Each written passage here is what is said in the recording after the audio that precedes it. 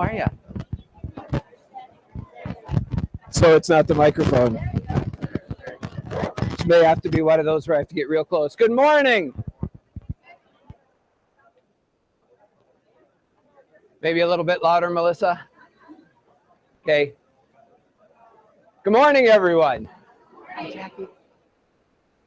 This is the rowdy side of the room this morning. Is that what it sounds like? So when you have students in your classroom that are talking, you go stand right by them, right? And lecture right to them, right to these. Yeah, maybe that's a little too close, huh? Good morning, everyone. How are you doing? Great to see you. Welcome back, faculty. It's always wonderful to fill this room, and it's great to see everybody back for the excitement of the start of a new semester. We have a full morning plan for you today, so we're going to jump right in and start off with new employee introductions. We've got quite a few folks to introduce, and I'm going to ask the members of the President's Cabinet to take a few moments and introduce their folks first. Terry, if you want to start off. Oh, happy to. Good morning, everyone. We've got a nice selection of new faculty that'll be working with us this academic year. So please hold your... And there it is. I'm sorry you missed all their names. No. Okay. Please hold your applause until we're done introducing all of the academic affairs new employees. Our first employee, Brandon Poliot from the Center for Learning Technologies. Brandon, would you stand? Brandon comes to us from Front Range Community College. He has 7 years of D2L experience, and we're going to have the pleasure of enjoying his instruction and assistance with D2L. Thank you. Next. From the Learning and Libraries Common, we have Jennifer Dempsey. Jennifer? Hi, Jennifer. Jennifer comes to us from the Writing Center at Heidelberg University in Tiffin, Ohio. And some of you will be jealous to know that she already has a 3,000 book library in her home. So thank you, Jennifer. That's right. From the School of Arts and Humanities, Dr. Arshley Rizwani Nisley, would you please stand? Oh, there she is. So we're all familiar with Arshie, but she just changed her faculty position. She is now an instructor in education. So we're very fortunate to have her in that capacity. I also want to introduce Chris Klingbeil. Chris comes to us as an education instructor also. You can tell that's a booming program. One thing you want to know about Chris is he holds 2 masters in fine arts and creative writing. So if you need assistance, please visit him on that score. He's also married to Courtney Springer, who teaches in math and science.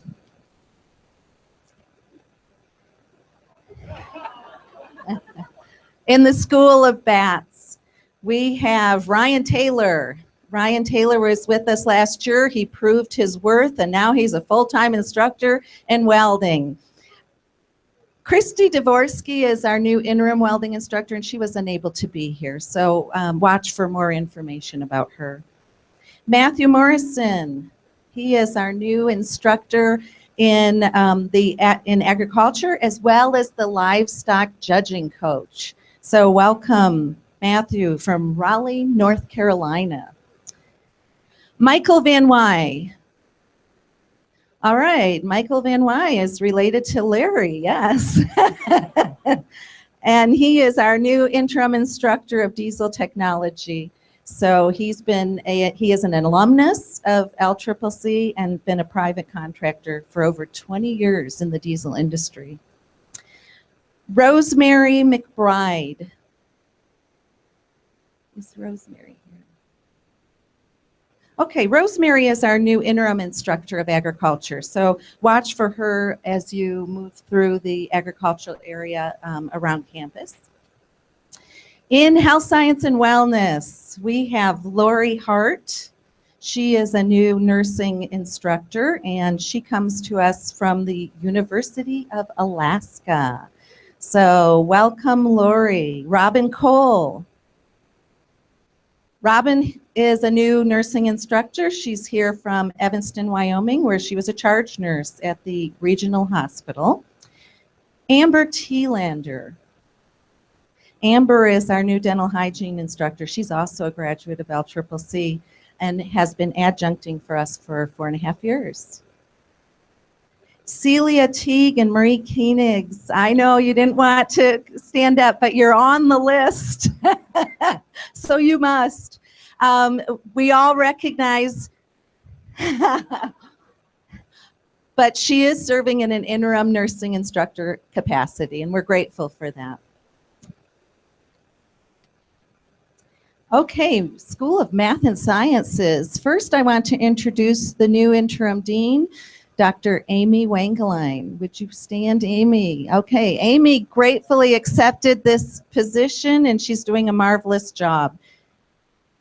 Andrea Birkby. Andrea Birkby. Hi, Andrea. Andrea is our new anthropology instructor. She's from Golden, Colorado. Her specialty is primatology. So if you need to know anything about orangutans or alpacas, she can help you out. Dr. Jerry Calkins. Okay, he's not able to be here, but he is serving as our interim zoology instructor. Maria Durazo Means. Welcome, Maria. She is also serving as an interim biology instructor, and she has been adjuncting for us for some time. Dr. Michael Thompson. Dr. Michael Thompson comes to us from Kentucky, and I think he's feeling a little more comfortable in the climate change in Cheyenne. So if you need to know anything about triathlons, he's a competitor, and so he can help you out with that.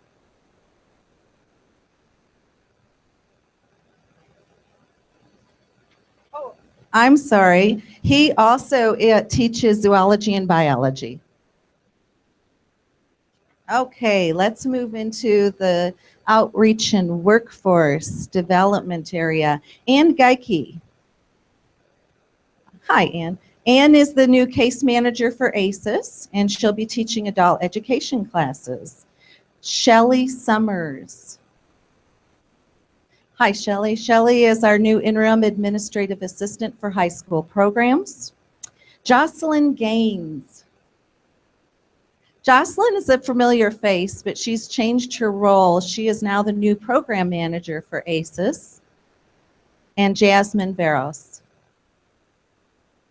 Hi, Jasmine. Jasmine is under an Elbogen Foundation grant. She'll be working with our high school programs to assist transition for our students from high school to secondary and post-secondary.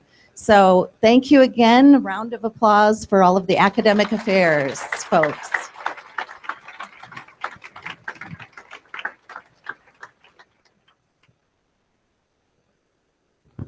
Rick, you ready? We on? Okay, good morning, everybody.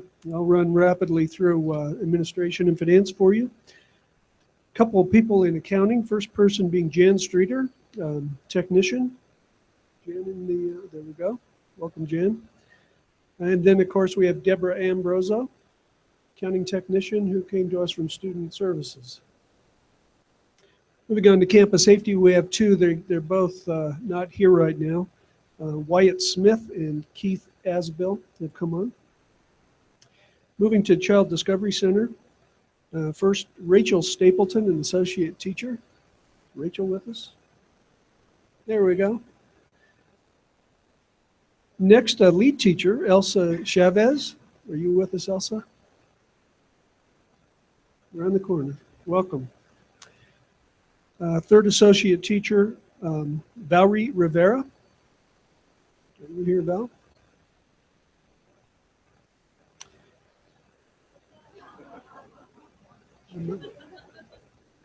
Next, last associate teacher here is Anna Villa. I hope I got that last name pretty close to right. Lastly, physical plant. We have John King III, manager building services. John replaced There we go. Welcome, John. Gloria Balon, custodian. Probably works the late shift. Next, another custodian, Daniel Lancome. And lastly, in physical plant maintenance technician, Danny Harris. Thank you. That covers it, Joe.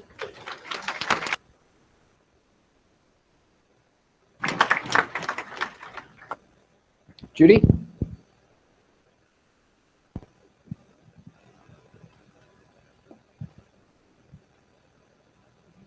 Good morning and welcome. In student services, we have a few new faces. I wanted to introduce Bo Clark, if you would stand. Bo's our new rodeo coach, and he comes from Montana. Yay! He got his bachelor's from Montana State University, grew up in the Bozeman area, and so he's a true blue Western guy. He's got a little son named Trent. Pardon? Kason. Okay. And so, and another little one on the way. We've got another one.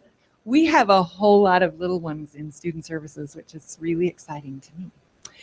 Brian Ortmeyer, another coach. He is our women's basketball coach, starting the new program. It's so exciting down there. And so he comes to us from the Colorado Northwestern College. He was the head coach there for 2 years, so he really knows what he's doing there, and also has a young family. So he's got a little tiny one, and that's the one that's named Trent.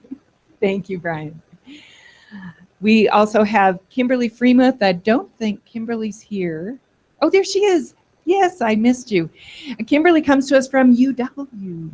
And so we're really thrilled to have her here. She is the assistant in the campus wellness and the student life area.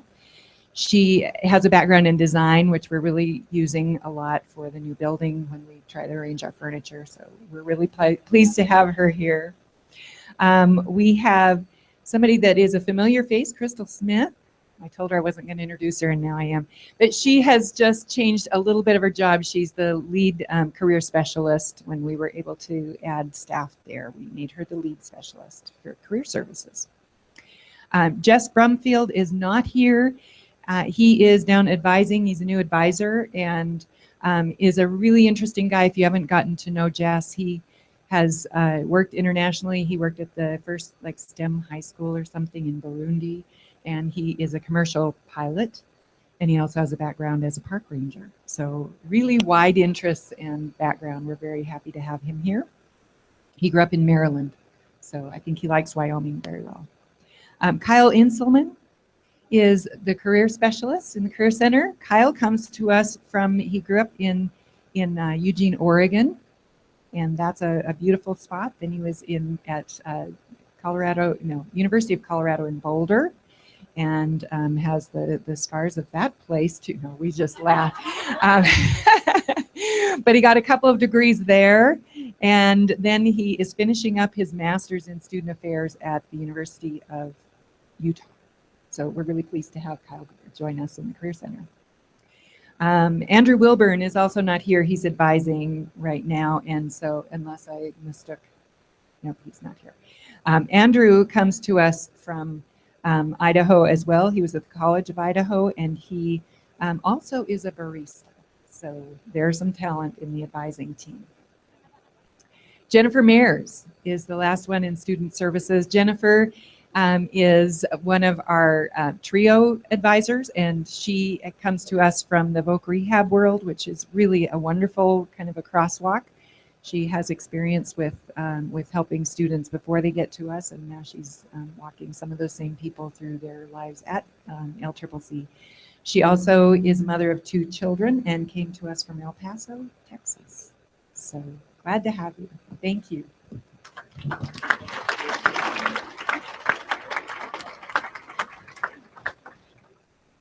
Good morning. I'd like to make some introductions from our Albany County campus.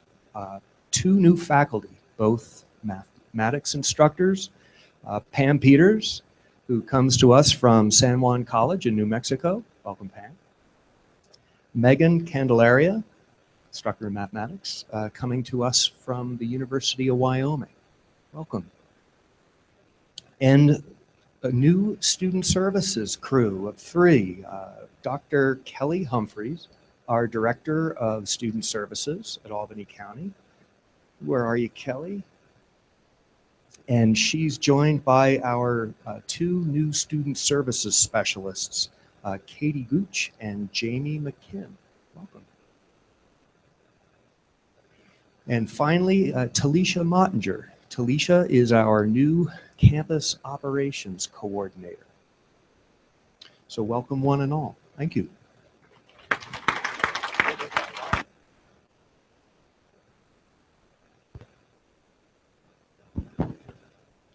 Tammy, are you on?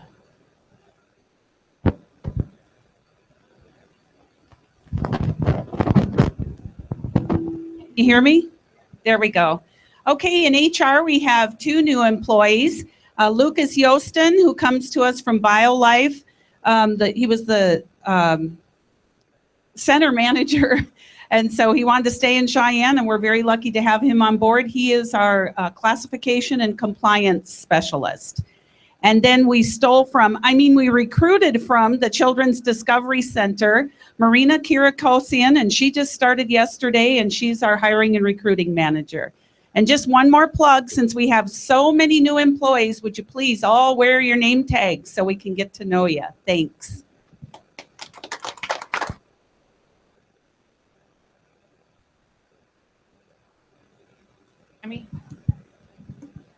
I'm Lisa Murphy, and I have the final introductions this morning, and I'm so excited to introduce to you 2 people that we have in our Institutional Advancement Division. Laura Patridge, if you would please stand up. She is the new Web Content Specialist in the Public Relations area.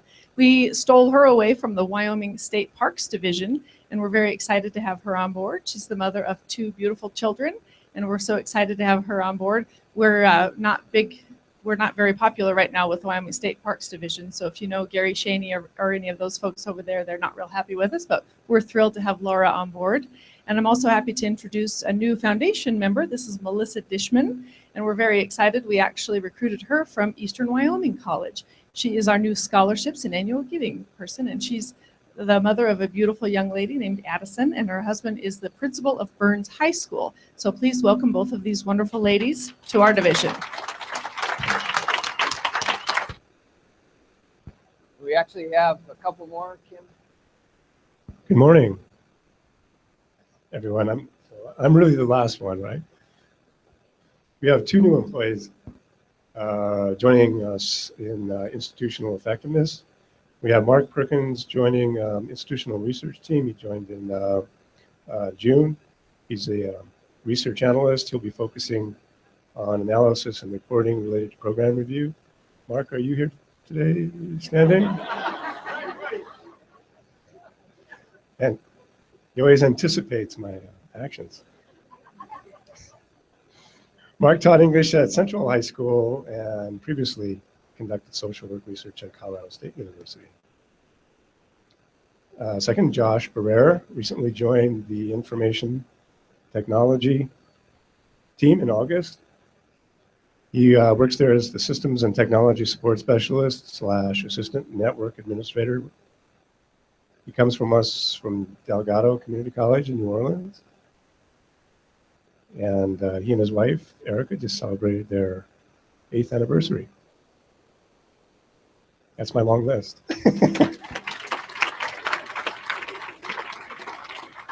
All right, one more time for all our new employees at LCCC.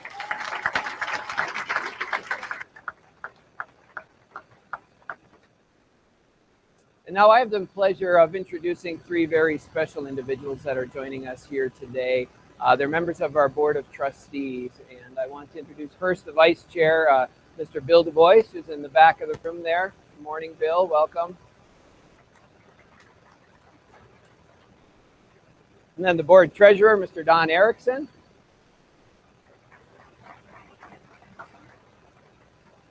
And then the Board Chair, Mr. Ed Mosier. I'm going to ask Chair Mosier to join me at the podium here in a second. I want to just take a couple of minutes, though, to recognize 2 of these trustees. Mr. Bill Du Bois will be wrapping up his time on the Board of Trustees. after serving many, many years, both in the community and certainly for the college. And as he prepares to step off the board, I just wanted to take the opportunity, Bill, to thank you for all the service that you've given to LCCC in your time on the board. Thank you.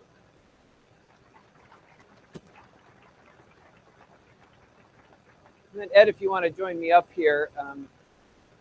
Ed's a special man both to this college, and I would say to me, he has served many, many years as a faculty member, and then decided to continue his service as a member of the Board of Trustees. He'll be finishing his 6th year, I believe. I have that correct?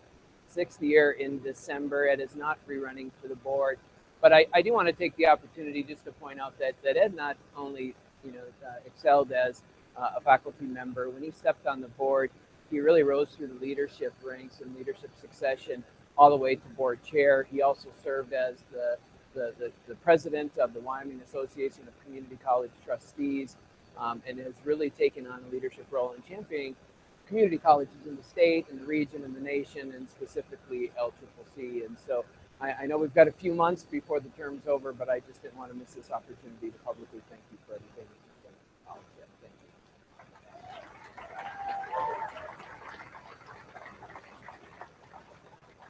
I've asked the chairman to make a few comments to you, and he has obliged, and so I will yield the mic. Do we have one of the microphones?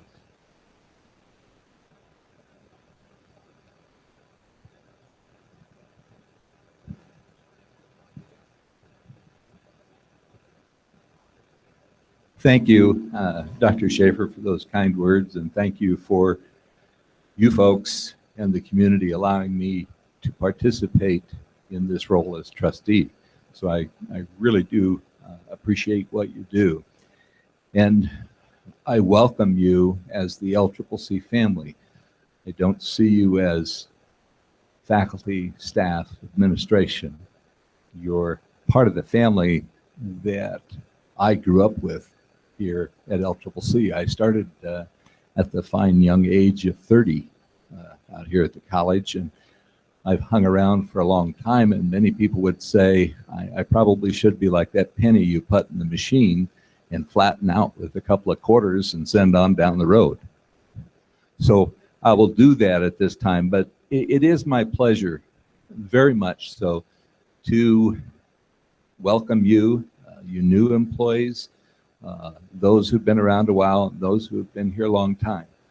I've watched many friends come through this institution as employees and leave, and I have had the pleasure of having numerous students over the years. And just the other, well, it's multiple times, but Todd Bishop, who is with our bonds folks, he was presenting the other night at the board meeting, and as I'd indicated when we had an earlier meeting with him, that it was nice that I could sit and ask him questions instead of he asking me questions as a student some years ago. So lots of folks that fit into that category, and it is a pleasure to have been here. But this is not about me today, and yet that'll sound a little contradictory because I'm going to say this is Groundhog Day. And for those of you who are millennials, you might not be up to date on that, but it is Groundhog Day. And it's very exciting. Every Groundhog Day I've had here at LCCC has just had pure excitement. And when I say pure, I mean sometimes I'm like on fire and other times I'm a little more mellow, because there are different times when you feel excited, times when you feel frustrated, times when you're just not real happy about some things.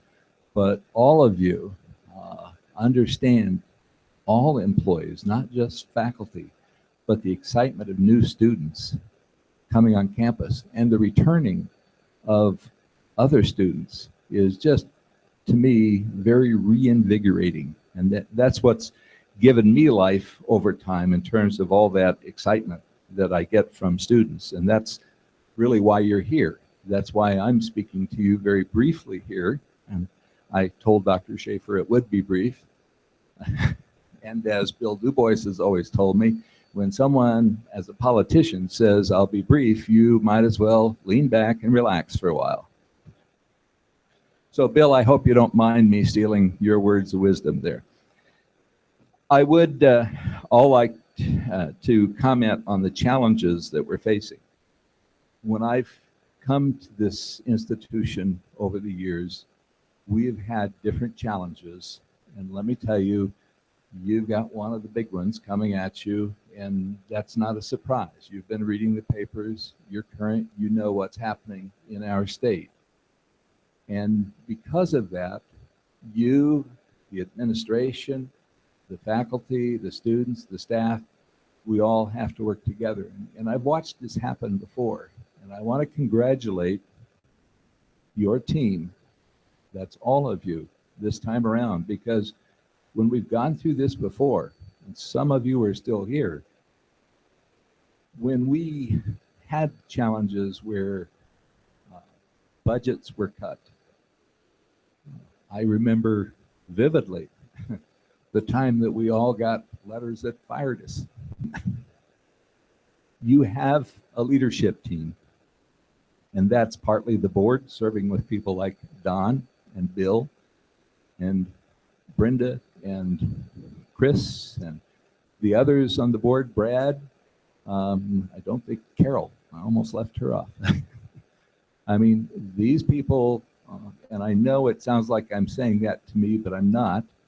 I'm trying to tell you that they're very serious about finding a way to do this that will bring the institution forward. In those times I mentioned in the past, sometimes we slipped and went backwards. And we're going to try very hard to do what's best for our students, for our community. And I look forward to hearing the comments from some of you. I know they're not going to be good sometimes. I remember I've been on the other side. I'll give you one that I threw out at the board meeting the other night, or I guess I didn't throw that out. I asked earlier about it, but there's always this issue of how you spend your money. No different than parents. And kids ask, well, gee, you've got money to go do this, but you don't have money to go do that. Well, there's a lot of restrictions on funds, and we all are trying to help make sure that what is done is in the best interests of the students. And I love it that Dr. Schaffer and his staff and others have put in there that humanistic is a key principle. And I just hope we can all stick together as we pursue this very, very difficult time. And I know, not just in terms of Dr. Schaffer, but your board and other folks out there have worked hard with your political groups in terms of the legislature to try to make sure that they understand the value that you offer to our community. So I'm up here and championing you because I know what you do makes a difference in this community. So I want to say and would hope that you would give yourself a round of applause for what you do, because you're a very, very key element in our society. And oftentimes people forget that. So thank you. I applaud you.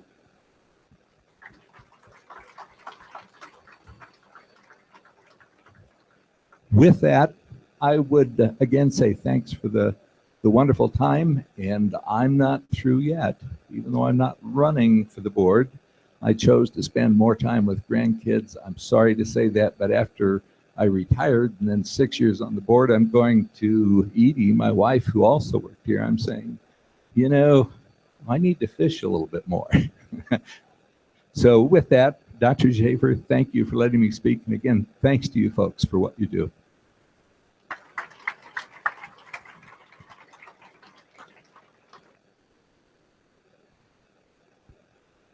Thanks, Ed, for those comments. Before I jump in, can everybody hear me okay now? Melissa's going to sit down. Jim, we're good? Great. Not going to touch that anymore. So thanks again to the trustees that are here today. I know the other trustees would like to be here as well.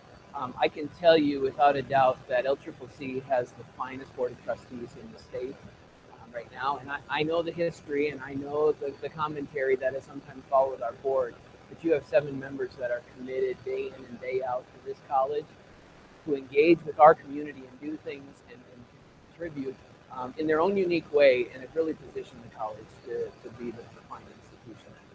So thank you, trustees, for being here, and thank you for all that you do. So I'm going to jump into the State of the College address. It's nice to see we've got all these wonderful monitors around the room.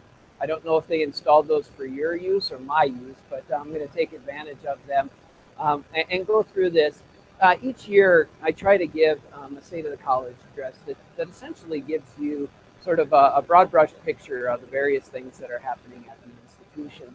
And it seems that probably the most fitting place to begin the State of the College is with our big goal. And our big goal, depending on how you want to articulate it, you can look at the strategic plan, is essentially a simple one. And that's a completion agenda to increase the number of certificates and degrees that we award to our students.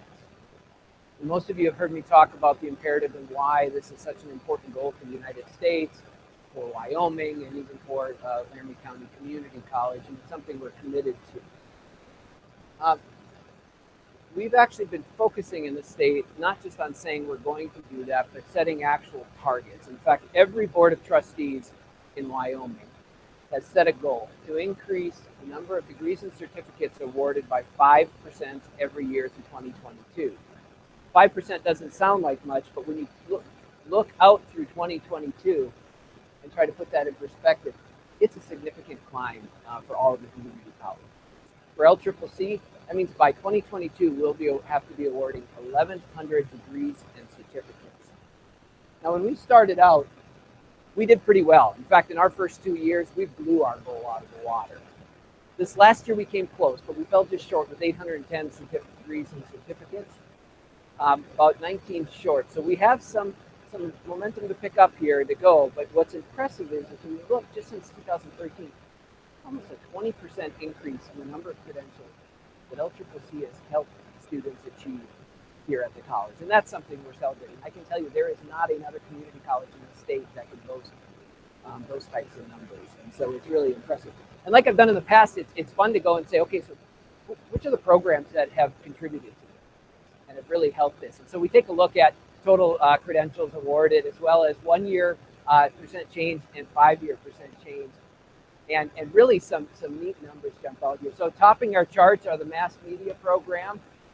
Yes, it was only 8 completions last year. That's a 300% change in 1 year. And more specifically, a 60% change over that 5 years. So Jay and Jake, where are you? There's Jay. Congratulations for topping the charts. But there's some other ones that are really worth pointing out here. Automotive technology, our diesel technology, and even auto body. Look at auto tech and diesel tech. Auto tech had a 118% increase in 1 year. Diesel tech had 43% increase. And look at the 5 year increases for that. They are contributing to our completion agenda here. Where's Seth, Larry? I know I saw you. Seth, Robert's back here. They're doing great work. Computer information systems. I saw some of our computer information system folks over here posting impressive numbers when you look at that. 57% 1 year change, 100% 5 year change. So when you can go through and see the rest of them, equine, EMS, physical therapists, education, these folks are helping us achieve that goal. So for every program that's on this list, let's give them a round of applause.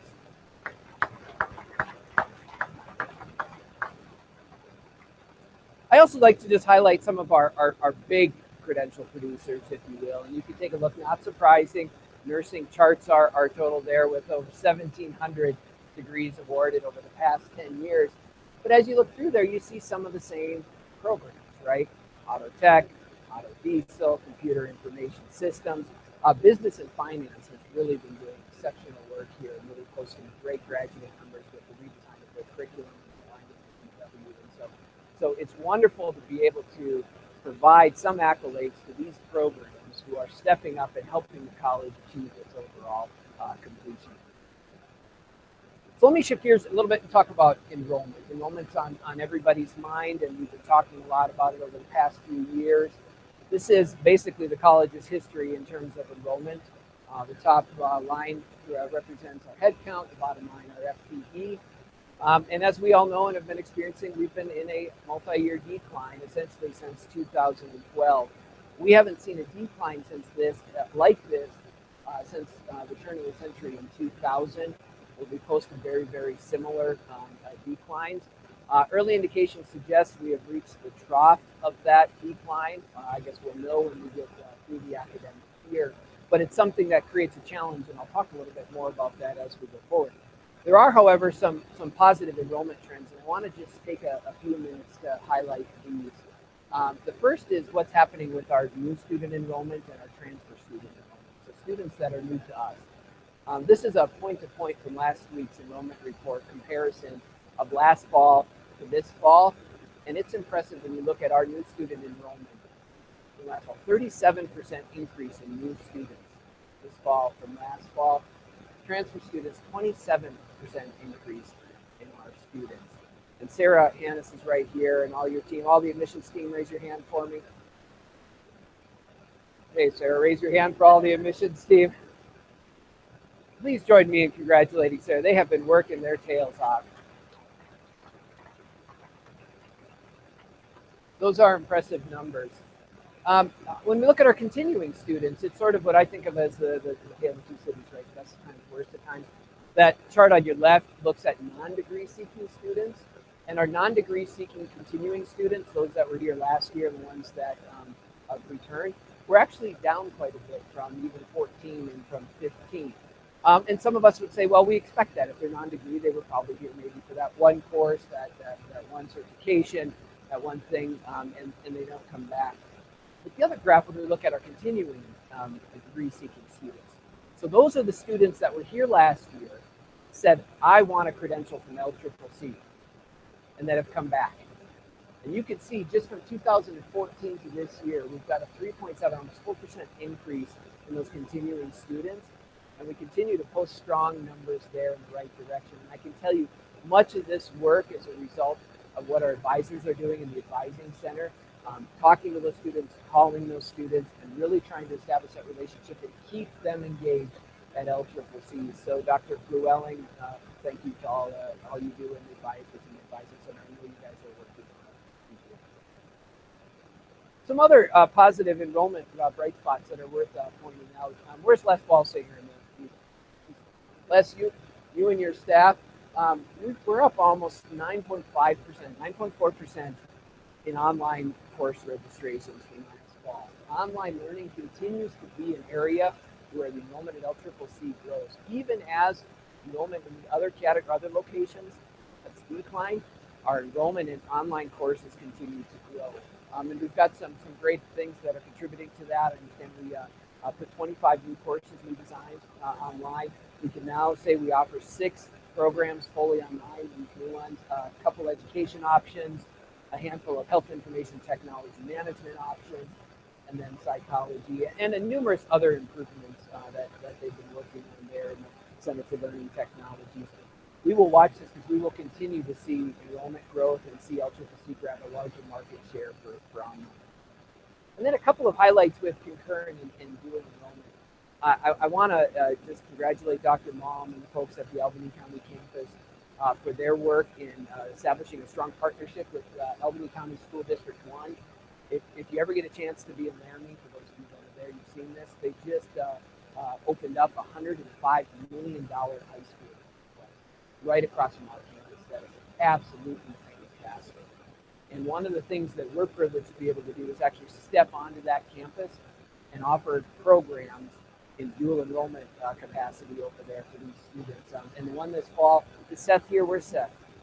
There he is. Seth, stand up. Seth Robbins will be over there for us, and we'll be offering our automotive tech program and courses on the high school campus. So you're kind of navigating new ground for us.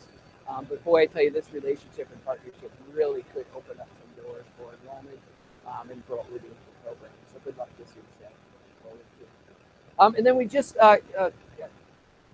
inked the deal, if you will, this last year with the Laramie County School District #1, our largest school district, largest in the state, really trying to find ways to partner more closely with the schools here in District 1. And we've inked this agreement. There's a couple of things that will be really starting to pay off. One is we're setting the stage, and I know some of these conversations have already happened, for our English faculty to sit down with English teachers, for our math faculty to sit down with math teachers, and really look at curriculum alignment And as a result of that, we're also talking about expanded concurrent and dual enrollment opportunities that meet programmatic objectives. And so I think we're going to see some great progress with our relationship here in Cheyenne with the Laramie District.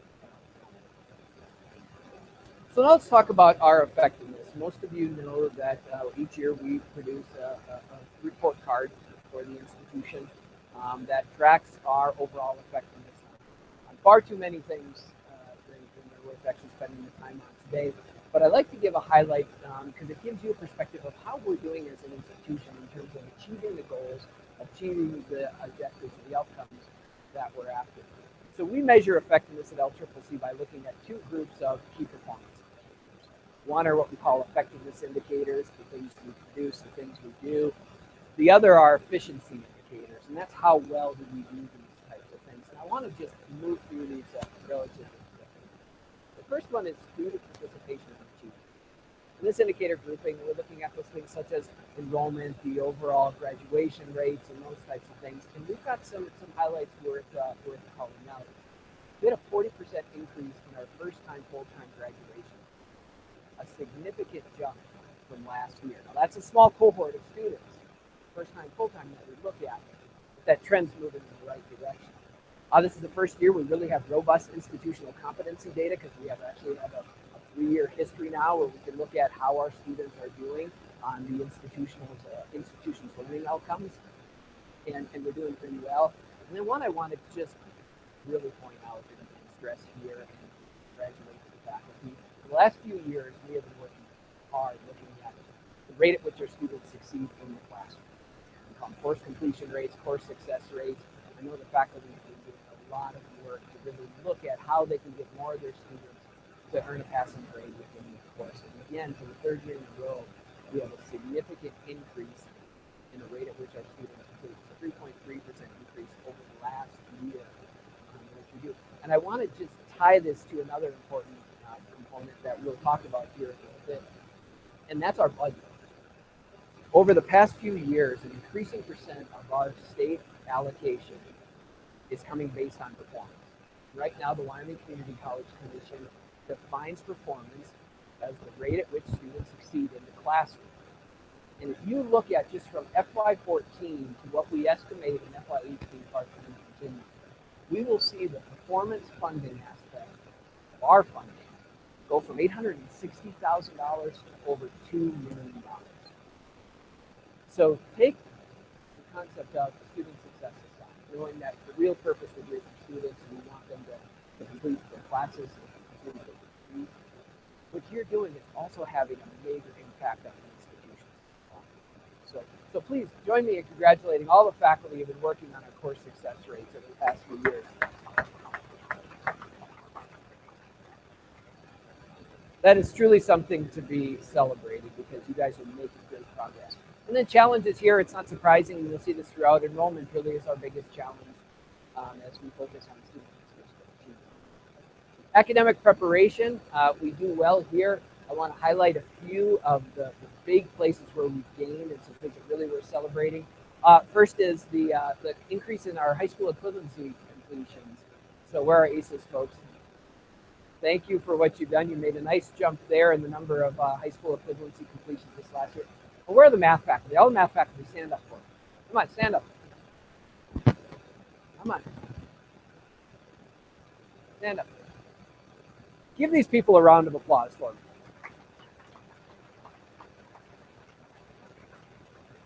So you've heard probably more people than you would ever want to hear talk about the challenges with developmental mathematics and math success in the community college over the years. We've talked about it year after year after year, and these folks have been working hard. And they posted A grades, not just on one component of developmental math, but both. Significant increase, 61% of our developmental math students last year passed developmental math. We could barely break 50, 61%. And more specifically, than 76% of developmental students who passed the developmental sequence and went on to the college level sequence passed last year. If we can keep this up, this is the type of these are the types of numbers that actually set a trend in the nation. And this is incredible outcome. And you guys are absolutely impressive.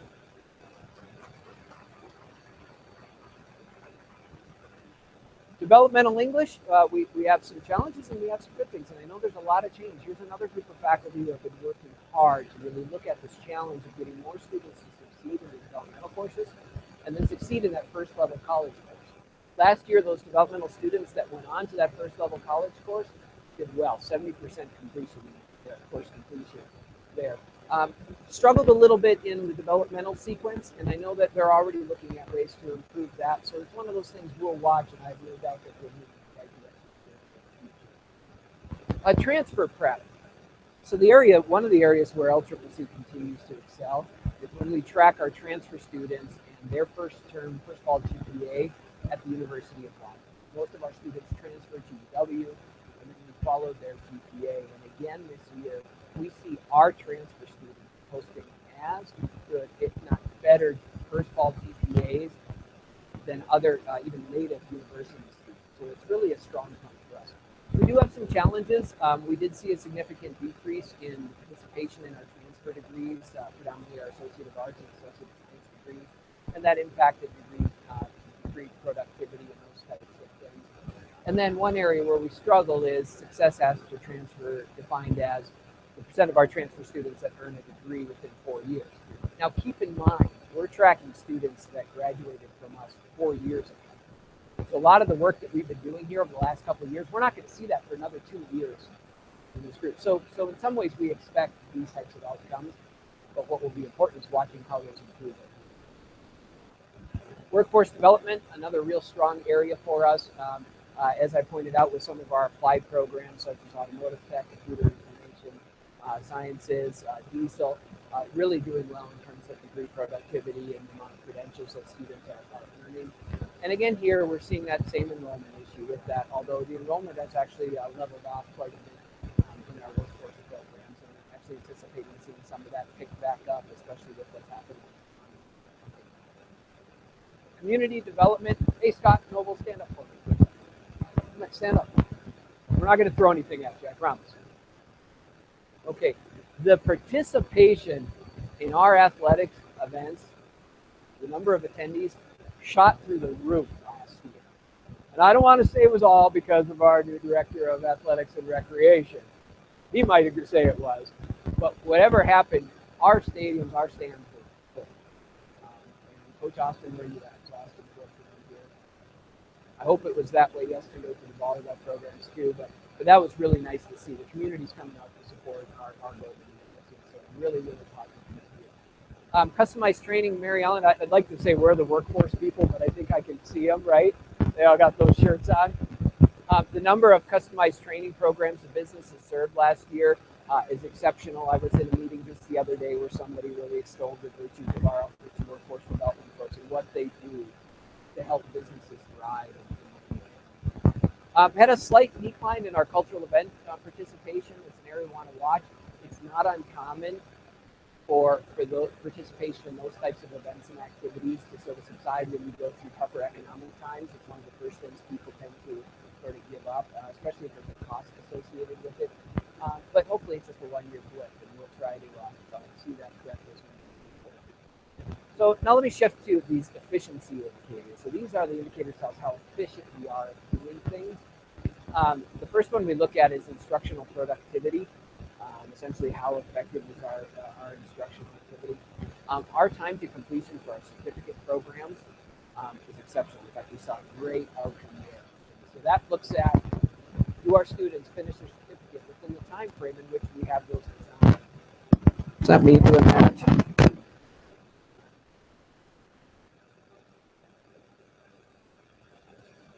This one's muted, so as long as the other one is too. No. Good, okay.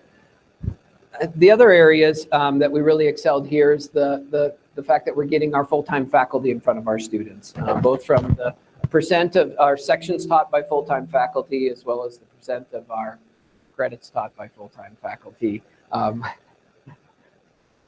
really strong measures for us.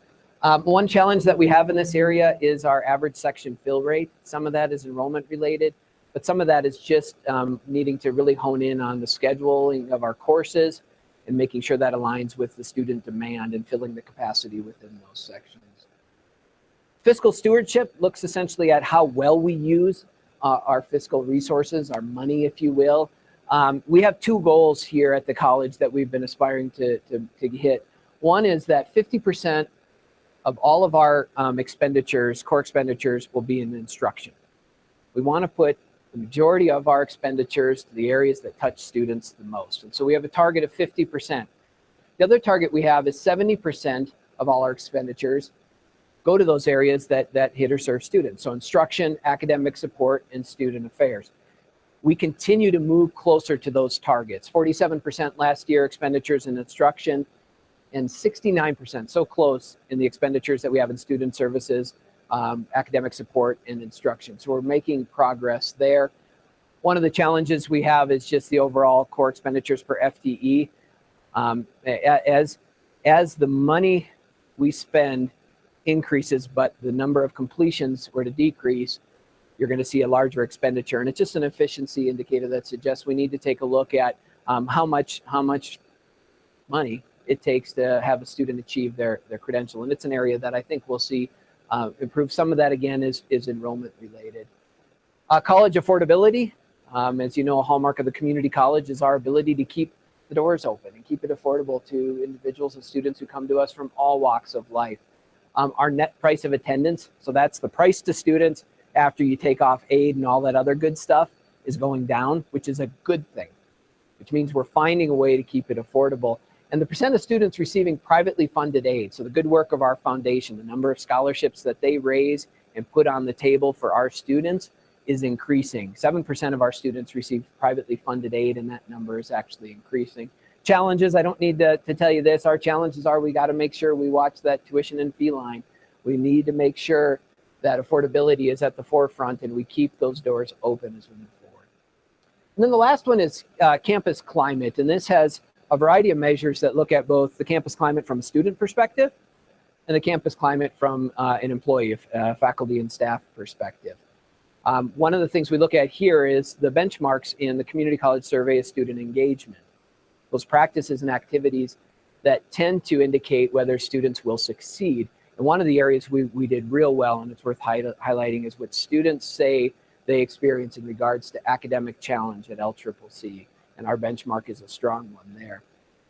Rate of employee grievances was great. We had no formal grievances last year. I know that sounds silly, but it is a metric that we track because it's an indication of overall campus climate. And so 0% there. Challenges, employee departure rate. We had almost 13% departures last year with our employees. That is very high for LCCC.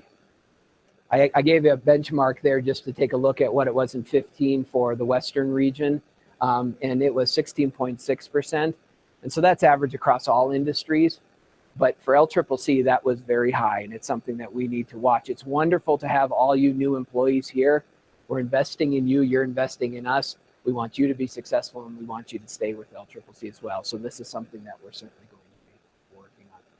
So overall, for the second year in a row, we posted a B grade again. And I'm incredibly excited about that because for those of you that have been here for a while know that we struggled those first few years to get past that C and get out of that average category. Posted a B last year, and again, we kept that grade. And so, so give yourselves a round of applause for all that you've done.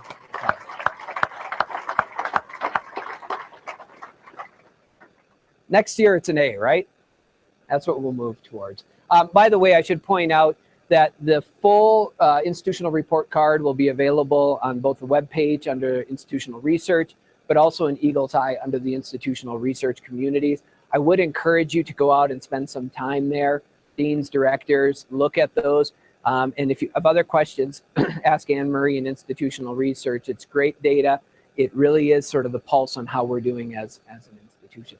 Just want to touch briefly on the strategic plan. At your table, you should have a strategic plan 2016 progress report. The report is pretty self-explanatory. I'm not going to go through it all. Just for the folks that are new and as a refresher, we have 4 basic goals in our strategic plan. We talked about the first one already, which is that completion agenda for the 21st century. Our second goal is connections that improve student transitions, whether it's from secondary to post-secondary, or whether it's from us to the university or from LCCC to the workforce. The third is an organizational culture to thrive. That's really dealing with how we work and we function. And then the last one is a fiscally transformed college. And so just want to stop and talk about the buildings because people ask me a lot of questions about the buildings. We have two major construction projects on campus right now. The first is our Flex Tech building. That's the rendering. That's what it looked like. Thank you, Michael Smith, as of yesterday. Through that, that building is now open. We're moving in. We're going to have classes there, and we will have a ribbon cutting next Tuesday, August 30th from 1 to 3 p.m. I hope you guys can make it.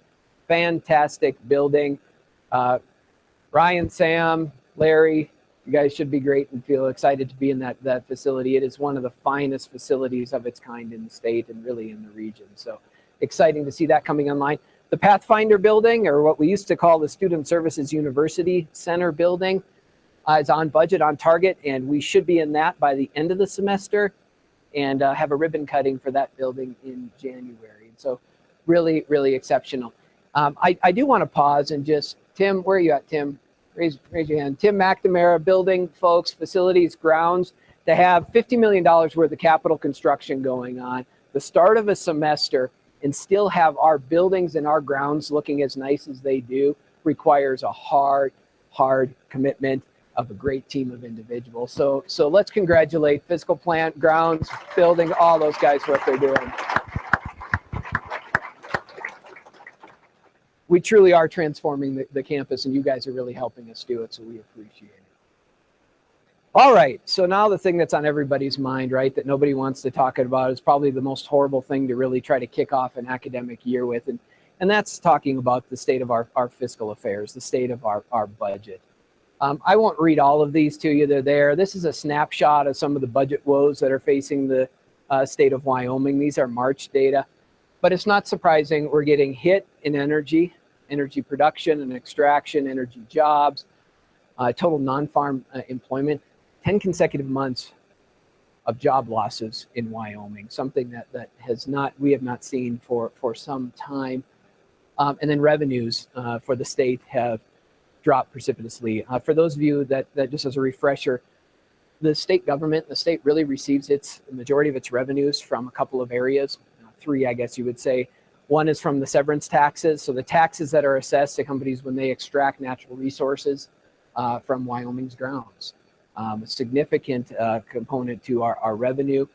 We get it from sales and use taxes that in many ways are tied to our energy industry. And then we get it from earnings from the Permanent Mineral Trust Fund, a large trust fund that the state has invested in that we continue to build, but we take earnings off of that to help the overall budget. So people have asked, well, why is this happening? What's going on? So some of us, as the chairman alluded to, have been through this roller coaster, this boom and bust cycle that's very common in energy states. In fact, I think Wyoming now is one of 4 states that's formally in a recession. And it won't surprise you, the other states are North Dakota, Alaska, and New Mexico. All very mineral heavy economies when you look at that. But for us, it's really been the perfect storm. And so if you look at year-to-year change, this is April 15 to April 16, from natural gas, 4.3% down in extraction. Oil, 14.1% down. And the big one that really hit us is 32% down in coal. Now, people are waiting and think that we'll see some relief in natural gas extraction and some relief in oil. But most people have come to the recognition we will likely never see coal production to the level that it has been for us. It is simply going to change regardless of the political outcome in November's election. Coal will be changed in the state. It will still be a big driver, but it's gonna hit us. This basically looks at collective severance tax revenues in the state based on our energy industry when you take a look at it. And I don't know how to point that out to you so that you can see, but you can track that vertical line there at the end between 16 and 15, you can see the drop in revenue collections from 14 to 15 to 16, and then what's projected to happen in regards to those revenues going out over the next few years. Another way to look at this is to look at what the revenue projections were for the state and what actually happened basically from December of 16 up through June. And if you look at that dotted line, that horizontal line is what the revenue projections were for the state. everything in the red shows a deficit. So actual revenue collections below what was projected from December to June. This is severance tax. It's the same thing with the 4% sales and use tax. What was projected and what's actually coming in, significant deficits that have hit the state just in the 16. And what's more important and really reflects, I guess, how dependent we are on a small economic sector in Wyoming is that every single industry has seen a reduction in sales and use tax collection, and nearly every county in the state has, except for a few with that. So the revenue collections and revenue for the state is a pretty bleak picture. It's a simple way to look at it. This is just a stacked historical look at all of the main revenues for the state. So the bottom, the green is the sales and use tax, and then you have the severance tax in the red. The purple is the earnings from the permanent mineral trust fund, and then you've got some pooled resources in there. But what I want to point out is that change really from what happened from 15 to 16 and that significant drop. And then the second piece is what's projected to happen now through 18. And if you look at it, even by 2018, the revenue levels will be similar to what we saw in 2007. So growth for revenue is expected to be very slow and somewhat muted in the state, and we'll be essentially operating off of revenues that we had a decade ago almost. And that's the real issue that we're facing in terms of state funding. So what does that mean for LCCC here? The big piece we're looking at is what's happening with that state aid to LCCC. State aid makes up about 60% of all the revenue that we receive to operate from. And when you look at that, so there's an 8%, there was an 8% reduction in the block grant aid to community colleges. When the model actually works its way out, the way the Wyoming Community College Commission allocates funds to the 7 colleges, our actual reduction was about 15%. And I won't go into all the nuances with that, but it primarily has to do with the fact that Laramie County's valuation, our local funds, have come up, whereas all the major community college districts' valuations have decreased substantially, in some cases 50%. So the Natrona counties, Casper, the Fremont counties in central, Sweetwater in the western part of the state. As a result, more state money is going to those districts, less is coming to LCCC. And so for over the course of the next 2 years, we'll see essentially about a $4.5 million reduction in state aid to LCCC.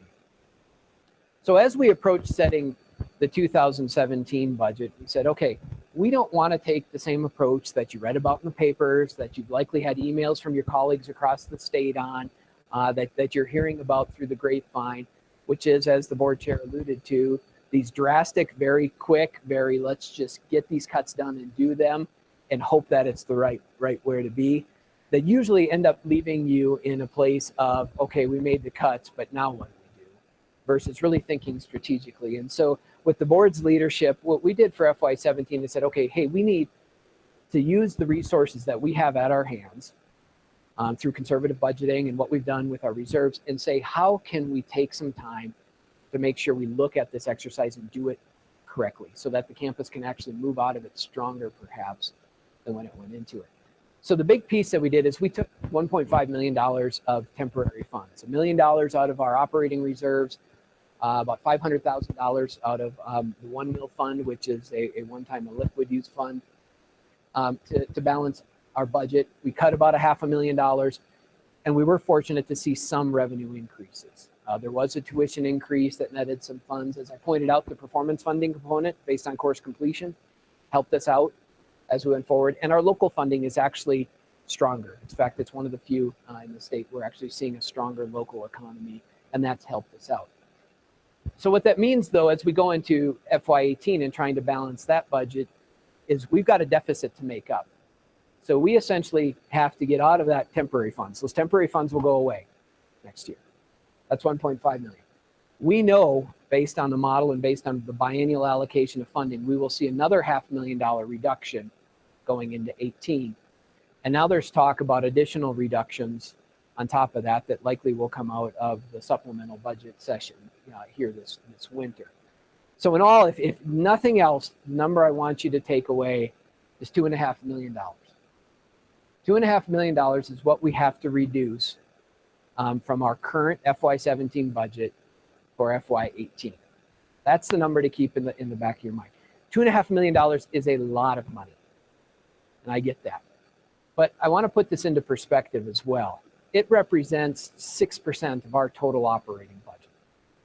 So even if we reduce $2.5 million, LCCC will still have almost $42 million to operate on, to provide our programs and our services to our community and to our state. And so while $2.5 million sounds like a lot, it is a small portion of our overall budget, and we need to keep that within perspective. So what everybody really wants to know, and this is always the elephant in the room, right? Okay, well, how are we going to do it?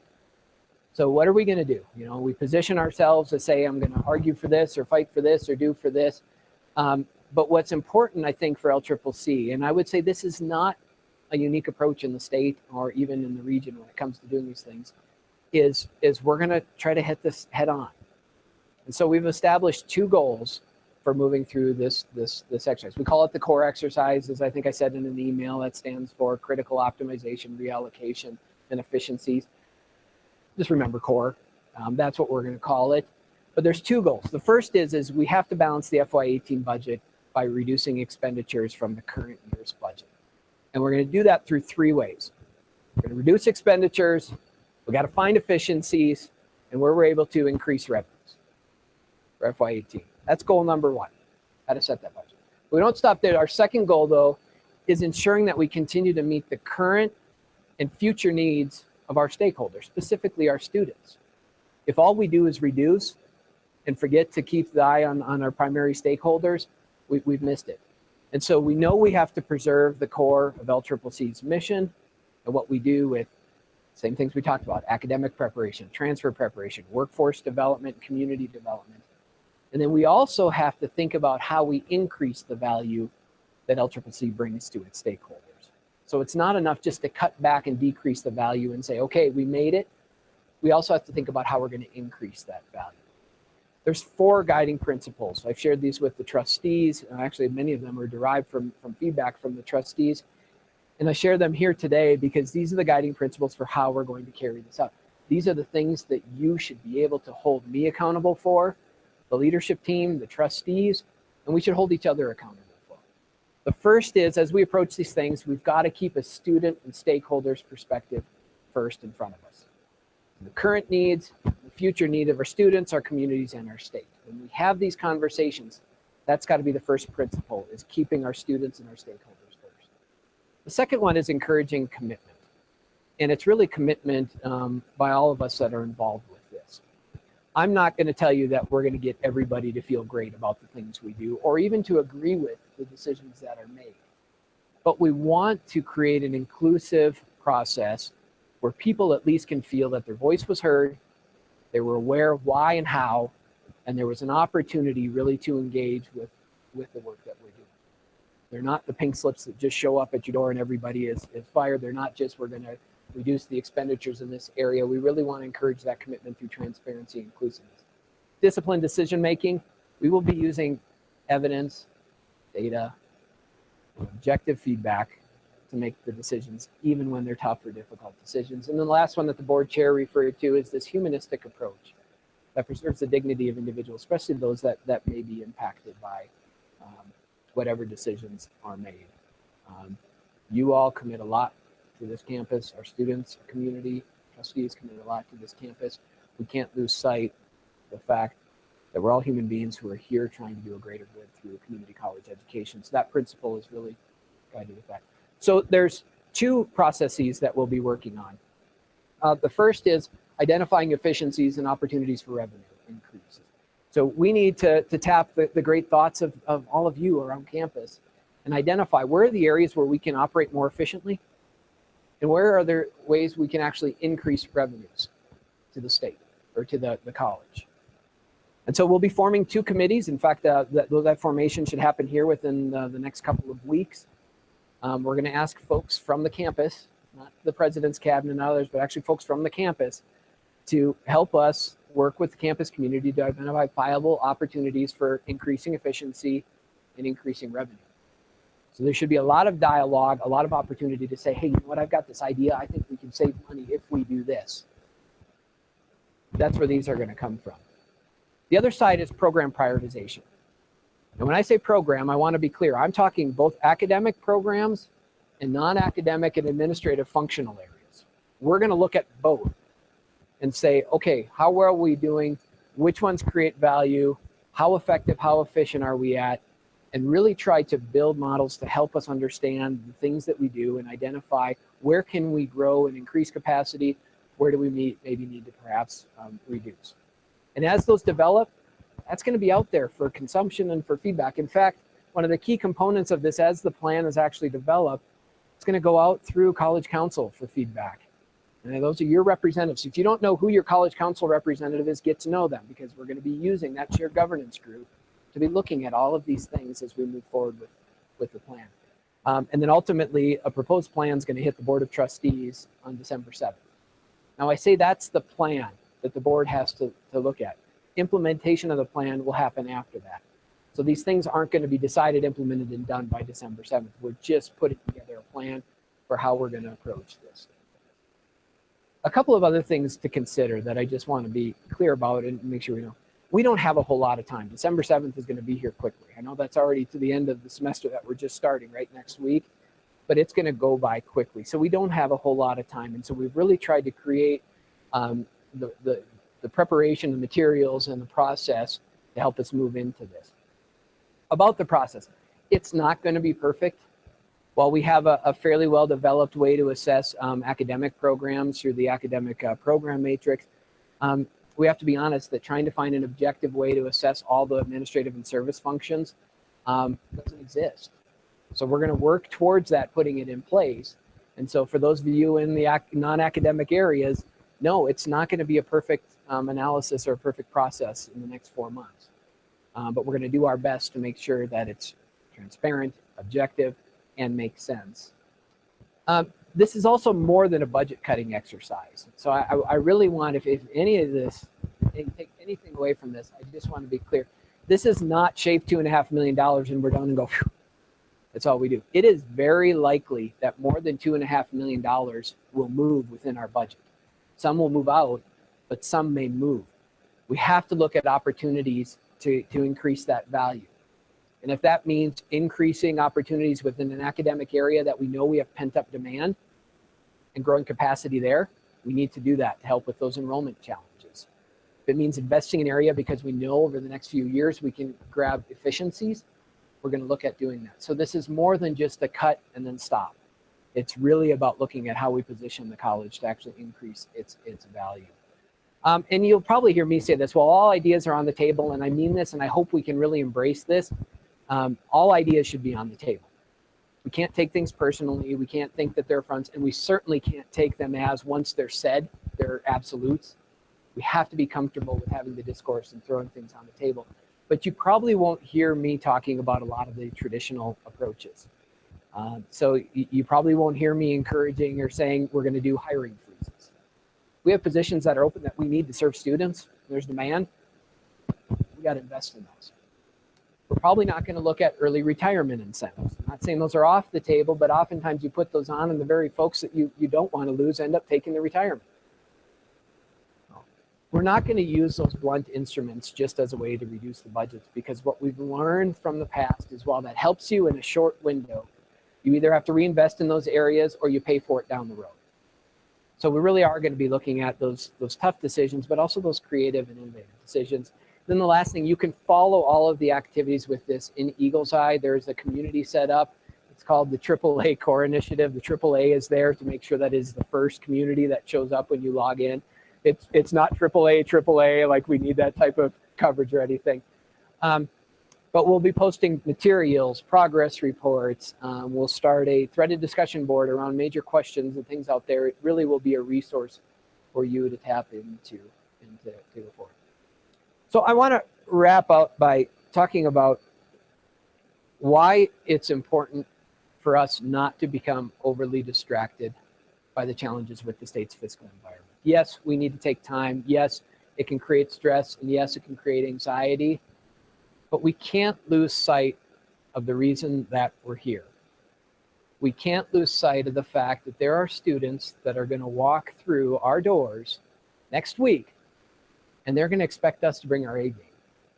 They're going to expect us to help them find and achieve their educational goals. So we need to keep focus. And right now I'm going to give you 4 reasons why we need to keep focus. And I'm going to introduce those 4 reasons to you and ask them to come up here and join me at the table. So the first reason, Jackie Galloway, come on up here.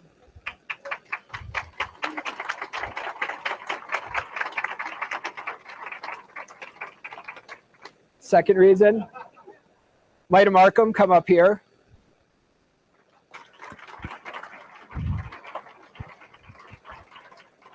The third reason, Cassie Scott.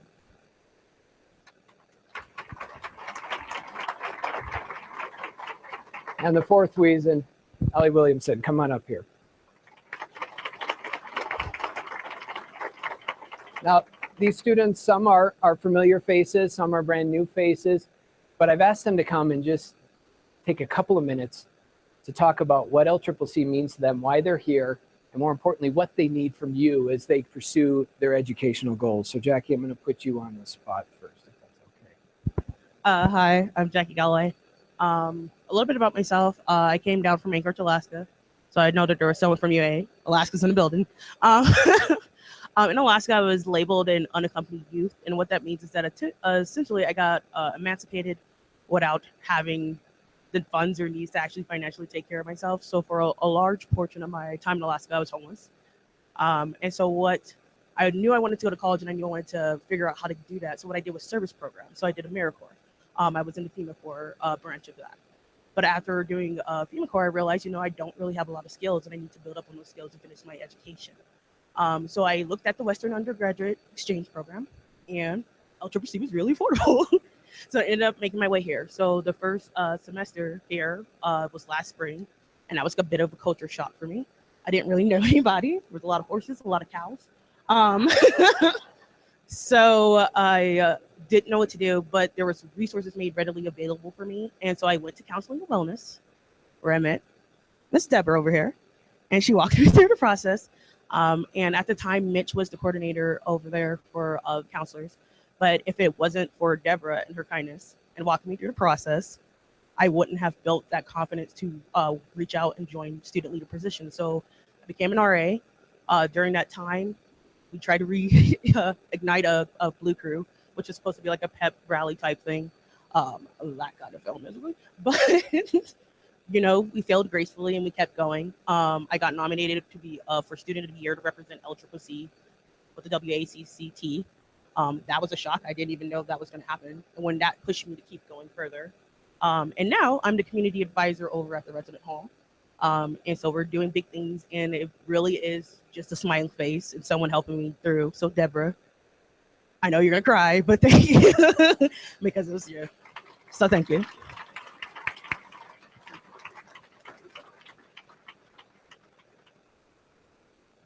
Hello, my name is Maida Markham. When I was growing up, I was in what I consider a beautiful country. It's called Venezuela. It's in South America. And my life was beautiful. I had a wonderful family. I was blessed and privileged to have sisters and brothers. I am the youngest of them, who loved me and took care of me. But something told me that things were not right, because even my country was receiving millions of dollars from the oil to sold to the United States. Something was not working right, because still, even though there was a richer country in South America, there were a lot of poverty and people without the right to get education. And that moment, I thought I could not just be just a normal teenager living my life by, living the comfort of the life that I'm having. So something in me told me that I have a mission in life, that was to be sure that everybody had equal opportunities. By then, I didn't know how to do it, but when you are in your country, in your culture, you kind of walk around, you know how to deal with things. So I belong to church. Consider myself someone who believes strongly in God. And I did a lot of service, community service, but I have a vision of life then I want to be sure that life is equal for everyone. So I spent my life like that, and like I said, my country was rich, and everybody can have a decent life, except for some others that didn't have the same privilege. And one day, life changed. Sometimes things don't remain the same, and my country changed. The lack of education and became true when what the words of the liberators of South America said one time, that the ignorant people became the blind instrument of its own destruction. And that happened in my country. The resources were not used to educate people, and people became ignorant of their own destruction. And we have a dictatorship who is destroying my country.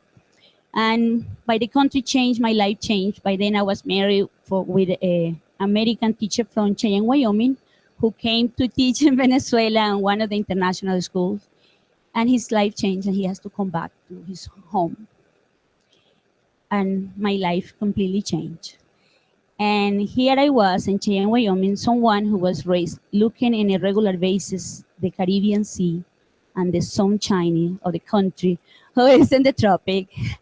I was here in Cheyenne, Wyoming with extremely cold winter. I tell you, I think changes are difficult. But for me, in fact, that was probably the hardest things I had been through. I was angry, disappointed, lost, and to the point that I lost confidence in myself. I didn't know what to do. I was like, okay, I have my job there, I have my family, my friends.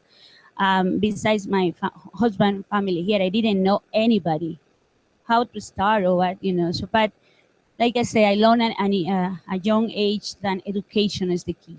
So I looked for English classes, and Anthropology was offered by then, ESL class. And that's how I started in Anthropology. Being a non-traditional student who didn't speak English in Cheyenne, Wyoming, believe me, it's not easy at all. It's really hard. But I was again blessed, and I can say, lucky enough to meet people here. Then I hope all of them are sitting today. I know for sure there is one, but I know there are more sitting. Yes, she's there. Sitting today who changed the way my story was going. And I was called to belong in Phi Didi Kappa and recognize my effort for my first semester.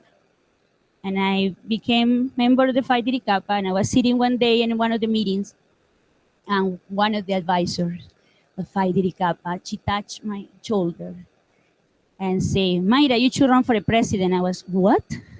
A president? Me? I don't speak English. How can I be a president of Phi Didi Kappa? But she was, pushing and inspiring, and she walked around, we are talking about right now. You can do it, Mayra. You can do it, Mayra. So I didn't run for a president. I ran for an officer. And I became an officer of Phi Didi Kappa. And in Phi Didi Kappa, I find again the meaning of my life in that moment, because I thought, this is the place. They took me to Orlando and one of the international conventions. And again, remind me all the problems the world are confronting. All the 4,000 students from all over the country, the United States, we were gathering there studying things that happen and problems that happen around the world. And I said, this is the meaning. I'm here because I have a purpose to do. And I served as an officer in Phi Didi Kappa for 2 terms, for 2 years.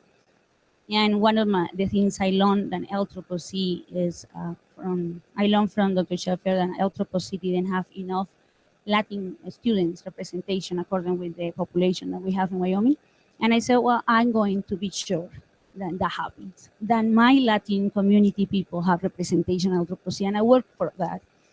And my second year as a officer in Phi Didi Kappa, I set myself a goal, and I ran for international officer in the position of Phi Didi Kappa international level. And we went to Washington, D.C. And in that moment, I experienced something beautiful. My country was falling apart. My people are dying right now. The communists are destroying my country and my people. But I was here in Laramie County Community College preparing a campaign to go to Washington with the goal to speak about my country. And the beautiful thing happens in my life. I saw LCCC come together, everybody. I can say from administrators, librarians, PR work for putting together my campaign, my instructors, my advisors, my teachers. A public speaker teacher cried with me preparing my speech for my campaign. And that was beautiful. That was what I understood. That no matter where you are, no matter what happened in your life, you cannot lose your purpose in life. And you have to work for that. And thanks to people like you, Stan, many others can accomplish. I have a commitment. I have to change the life of others. And I count on all of you. And I have received that help and that hands on my shoulder that I can do it. And I want to keep doing it. And I want to take this opportunity and thank you for giving it to me, to say thank you from my heart to the instructors who were patient, who were dedicated, who didn't care that I didn't speak English correctly, but allow me to participate in their classroom and motivate me to learn history from the United States by saying, Mayra, you can do it. Thank you very much from my heart. God bless all of you.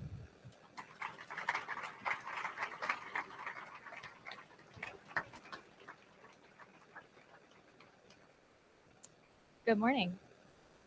My name is Cassandra Scott. I am from Colorado. And I've attended colleges in Colorado, and none of them have ever treated me the way you do. When I first walked into LCCC, you guys had a smile on your face and you called me by my name. Even after I enrolled, you didn't call me by my student number. I was a person. And that made all the difference. That's why I drive every day to come here, because of you guys. Okay, I have a couple reasons why I love LCCC. One, I named one. You guys just treat me so nice and like a person, which is all the difference to a student. Another reason is because everyone was so incredibly helpful, and the teachers have really stepped it up. And if I don't understand the material, you guys take the time to sit with me, to talk with me, to just explain it in detail to where I understand. And you go above and beyond, and I couldn't be more thankful for that as a student. You can't find that in a lot of places. So just know that you guys are very unique in that way, and all the students are successful for it. So as a result, I have been successful. I go to school and I work. I'm in Phi Theta Kappa. I'm applying for the nursing program in September. Fingers crossed. My long-term career goals will be to work in a hospital and take exceptional care of anyone who comes my way. And I hope that when I'm in my career, I can demonstrate the same level of personal touch and support that I received at LCCC. This school has given me many blessings, not only academically, but financially as well. I received institutional scholarships that have helped me and my family so much because I'm paying for my own education. I'm a first-generation student, so this wasn't in the books for me to begin with, but I made it that way.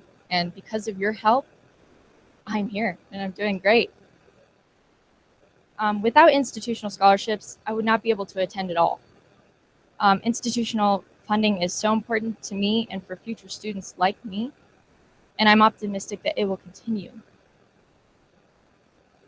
I appreciate all the support that you guys have given me, and I'm so very proud to be a Golden Eagle. Thank you.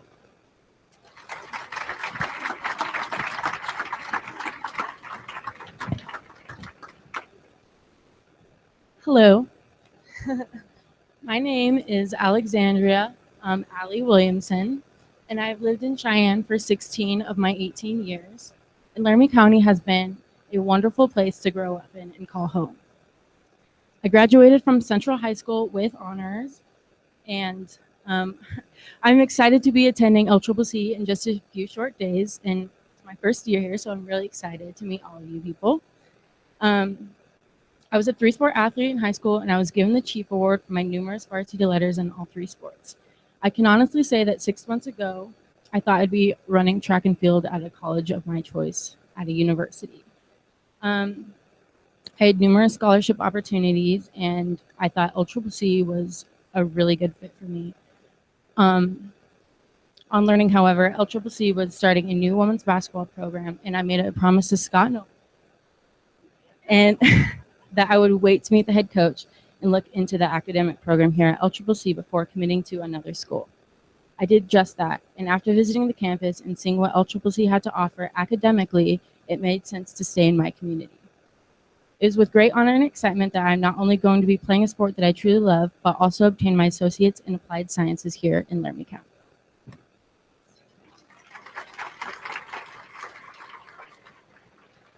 To be honest, I had never considered LCCC, nor had I ever even been on campus or attended any sporting event for the college. Had I not been contacted by the LCCC athletic director and the athletic staff here, LCCC probably would not have been an option for me.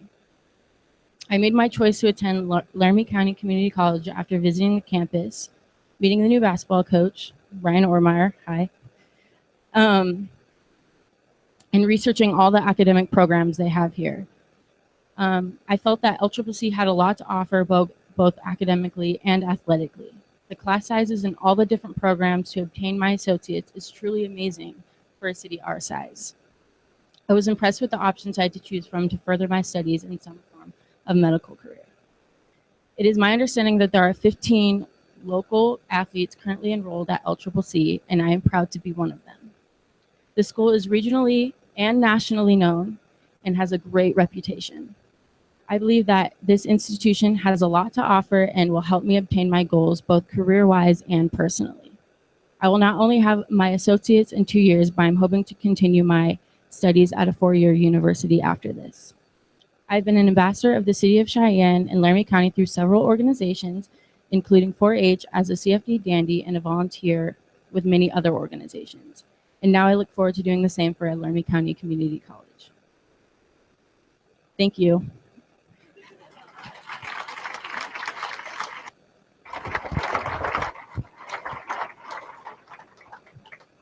How about that? 4 wonderful, very diverse, and very unique students that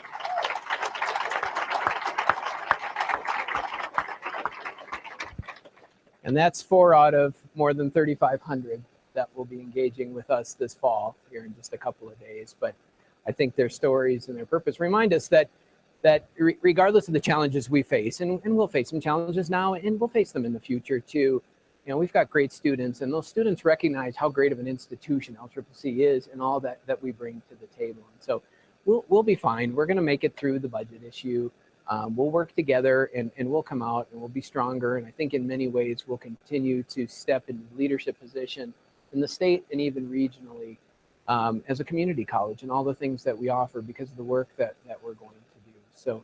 So I'll stop there. I do want to remind you that we'll have a town hall meeting on tomorrow afternoon. The members of the President's Cabinet will be there to talk about some of the other things that will be happening over the course of the year, but also to start the dialogue around the core initiative and other things. I encourage you to attend if you're able to. If you can't, this will just be the first of many opportunities for those dialogue to happen. And so with that, I hope you all have a wonderful academic year, a great fall semester. You're going to have great students in your classrooms. You're going to see wonderful people in the halls.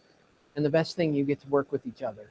And we need to remember that you have like-minded individuals who are here for the same reason. And that's truly to make a difference in our community. And so I applaud you for what you do. I thank you for all that you do and hope you have a wonderful semester. Thank you.